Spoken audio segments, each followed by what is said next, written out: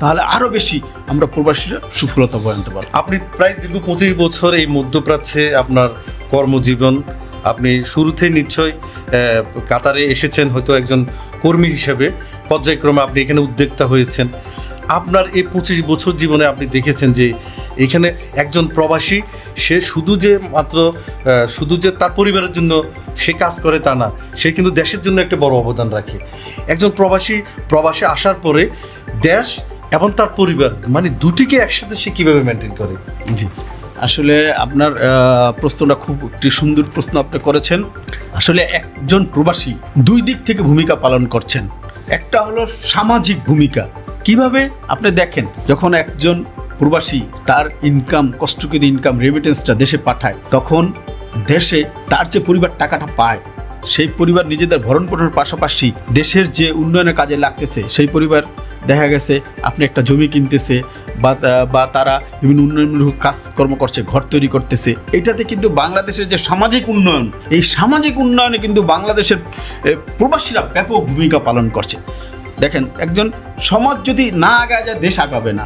তাহলে একজন প্রবাসী কি তার ইনকামের মাধ্যমে তার পরিবারকে যে অর্থ প্রেরণ করছে, সেই পরিবর্তে বাংলাদেশের সমাজ ব্যবস্থার ব্যাপক পরিবর্তন হচ্ছে, আধুনিকায়ন হচ্ছে।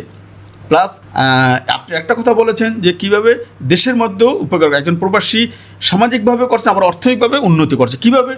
দেখেন, আজকে প্রবাসীদের রেমিটেন্স কারণেই আমরা মাথা উঁচু করে দাঁড়াচ্ছি। আজকে প্রবাসীরা কি রেমিটেন্স যোদ্ধা। আজকে প্রবাসীদের রেমিটেন্সের কারণেই বাংলাদেশ অর্থনীতিতে ব্যাপক সাফল্য অর্জন করছে। আজকে দেখেন, বাংলাদেশের দুইটা জায়গা থেকে সবচেয়ে বেশি বৈদেশিক মুদ্রা হয়। একটা হলো ফার্স্ট প্রবাসী রেমিটেন্স, সেকেন্ড বাংলাদেশের গার্মেন্টস শিল্প। কিন্তু প্রবাসীরা 13% জিডিপি, আমরা জানেন তো, প্রবাসীরা 13% জিডিপি ফিল করছে দেশের। অর্থাৎ প্রবাসীরা অর্থনৈতিকভাবে এবং সামাজিকভাবে যেই পরিমাণ ব্যাপক ভূমিকা পালন করছে, আসলে এগুলি অনস্বীকার্য। চাই প্রবাসীদের কাছে আমি মনে রাখবো বাংলাদেশের প্রতিটি মানুষ কৃতজ্ঞতা এবং সরকারকে প্রবাসীর জন্য আরও বেশি আধুনিক, আরও বেশি চিন্তাভাবনা, আরও বেশি যুগোপযোগী পদক্ষেপ নেওয়া উচিত। কারণ বাংলাদেশের অর্থনৈতিক মেরুদণ্ডকে শক্ত রাখছে প্রবাসী রেমিটেন্স। সাইফুল্লাহ, আপনি তো নিশ্চয়, যেহেতু 25 বছর আগে আপনি প্রবাসী এসেছেন, দীর্ঘ 25 বছরের আপনার বাস্তব অভিজ্ঞতা অনেক কিছু আছে। বর্তমানে আমরা জানি যে মধ্যপ্রাচ্য সহ বিভিন্ন দেশে আমাদের শ্রমবাজারের একটা নতুন সম্ভাবনার দ্বার খোলার জন্য কিন্তু সরকারও কাজ করে যাচ্ছে। সেক্ষেত্রে আমাদের প্রবাসীরা যখন বিদেশে আসে, তারা বিভিন্ন সময় দেখা যাচ্ছে যে তারা বিভিন্ন এজেন্টের মাধ্যমে তারা এখানে আসতে হয়।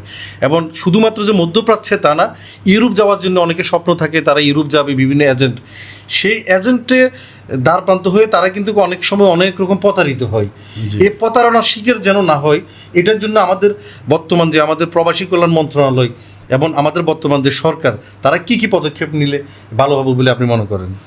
জি, ধন্যবাদ আকবর সাহেবকে। আসলে বাংলাদেশিদের বিদেশে আসার ক্ষেত্রে অভিবাসন ব্যাপারে সবচেয়ে অভিবাসন কস্টটা অনেক বেশি হয় অন্যান্য দেশের তুলনায়। এবং প্রবাসী বিদেশে আসার ক্ষেত্রে কিন্তু অনেক প্রতারিত হয় কিছু ব্রোকার অর্থাৎ দালালদের কারণে। কারণ আমাদের সরকার রিক্রুটিং লাইসেন্স দেয়, প্রায় বাংলাদেশে প্রায় মনে হয় 2000-এর মতো রিক্রুটিং লাইসেন্স আছে। অর্থাৎ হাতে গোনা তো 30-40টার বেশি কোনো লাইসেন্স কাজ করে না, তারপর অনেকে লাইসেন্স নিয়ে বসে আছে। এই লাইসেন্সধারীদের কিছু ব্রোকার আছে যারা এই গ্রামগঞ্জ থেকে যখন একজন প্রবাসী শ্রমিকের সাথে কথা বলে, বিভিন্ন মিথ্যা আশ্বাস, উল্টাপাল্টা কথা বলে এখানে নিয়ে আসে। তার স্যালারি যদি হয়ে থাকে 1000 রিয়াল, তাকে বলে যে তোমার স্যালারি 1500 রিয়াল। বিভিন্ন মিসআন্ডারস্ট্যান্ডিং প্রথম থেকেই তৈরি হয়। তো সরকারকে আমি মনে করি সরকার এই ব্যাপারে অত্যন্ত কঠোর নজরদারি করতে হবে। বিশেষ করে প্রাইভেট মাধ্যম অর্থাৎ রিক্রুটিং এজেন্সির মাধ্যমে যেই পরিমাণ লোক যাচ্ছে, এটা বেশি। যে সরকারের যে নিজস্ব প্রতিষ্ঠান আছে বুয়েসেল, তার মাধ্যমে কিন্তু অতটা লোক যায় না, বেশিরভাগ যায় প্রাইভেট এজেন্সির মাধ্যমে। এবং আমাদের বাংলাদেশে কিন্তু প্রবাসী যায় হলো বেশি আত্মীয় স্বজনের মাধ্যমে। দেখা যায় একজন আত্মীয় বিদেশে আসে, তার সে 2টা ভিসা পাইছে, সেইভাবে তার আত্মীয় স্বজনকে নিয়ে আসে। এইভাবেও আমাদের কিছু যেটাকে বলে ইন্ডিভিজুয়াল সোর্স, আর একটা হলো আপনার বিভিন্ন রিক্রুটিং এজেন্সির মাধ্যমে সোর্স। তো এই সমস্ত ক্ষেত্রে দেখা গেছে যে রিক্রুটিং এজেন্সির মাধ্যমে বেশি প্রতারিত হয়, কারণ এখানে তারা দালালরা বিভিন্ন রকম বড় অঙ্কের টাকা নিয়ে যায় অভিবাসন ব্যয় খাতে।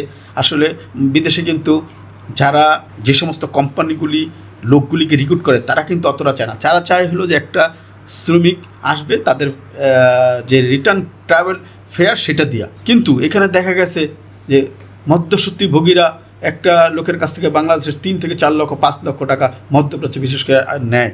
আসলে এই অভিবাসন ব্যয়ের কারণে দেখা গেছে বাংলাদেশ থেকে এই দালাল চক্রের অনেক বড় টাকা, তাকে বিদেশে আসার পরে সেই 4 লক্ষ 5 লক্ষ টাকা যখন সে মাসে তো 1000 থেকে 1500 রিয়াল স্যালারি পায়, তো এইভাবে তাকে যে সেটা মেকআপ করতে হবে, এই ক্ষেত্রে অভিবাসন কাজে বড় রকমের একটা ঝুঁকি হয়ে যায় ওই প্রবাসীর ক্ষেত্রে।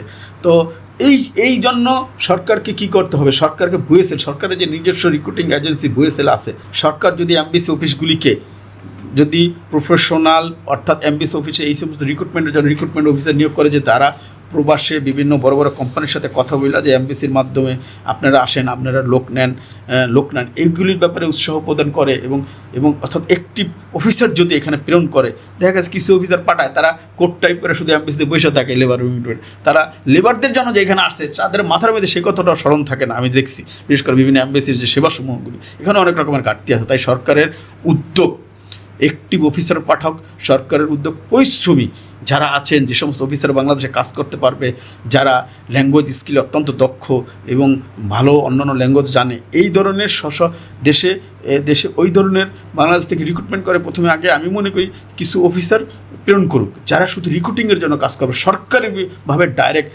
প্রবাসে জানি লোক আনতে পারে। কারণ আমাদের দেশে মানব সম্পদ অনেক বড়, 17 থেকে 20 কোটি লোকজন আমরা যদি আরও বেশি প্রবাসীদের দেশের জন্য আরও বেশি বেশি বেশি অর্থনৈতিকভাবে শক্তিশালী হবে। তাই সরকারকে আরও বেশি যুগোপযোগী পদক্ষেপ নেওয়া মনে করি আমি।